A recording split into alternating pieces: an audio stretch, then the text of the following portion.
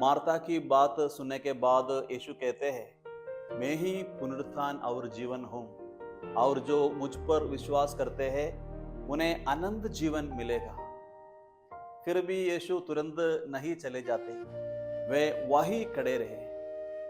फिर मार्था मरियम के पास आती है और कहती है, गुरु तुम्हें बुला रहे हैं। वास्तव में एक बहाना था, क्योंकि यीशु ने मार्था से मरियम को बुलाने के लिए नहीं कहा था। मार्था जानती थी कि मेरी बहन कैसे प्रार्थना करती है और वह परमेश्वर के वचन को कितनी लगन से ग्रहण करती है। वह जानती थी कि यदि मरियम कहेगी तो यीशु अवश्य उसकी सुनेंगे।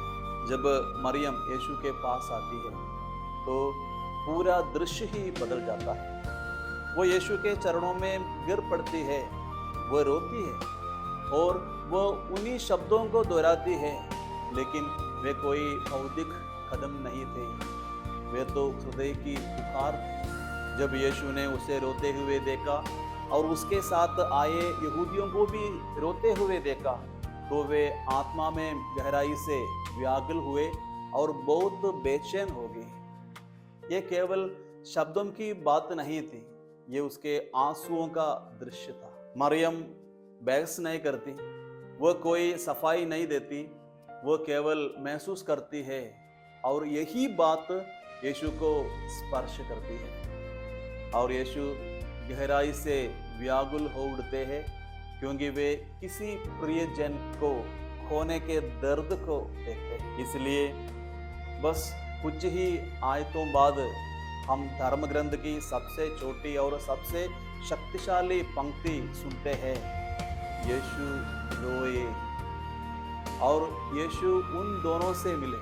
वह मार्था को सिखाता है, मैं ही पुनरुत्थान और जीवन हूँ, लेकिन मरियम के साथ वह सिखाते नहीं, बल्कि उसके आंसुओं में शामिल होते हैं। हम यीशु के पास कैसे जाता है, ये बहुत मायने रखता है।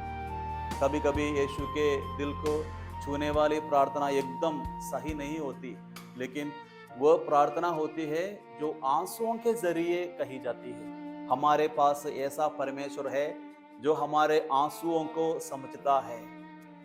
ये कोई ऐसा दूर बैठा ईश्वर नहीं है जो हमारे कष्टों को देखता रहता और कुछ भी ना करे।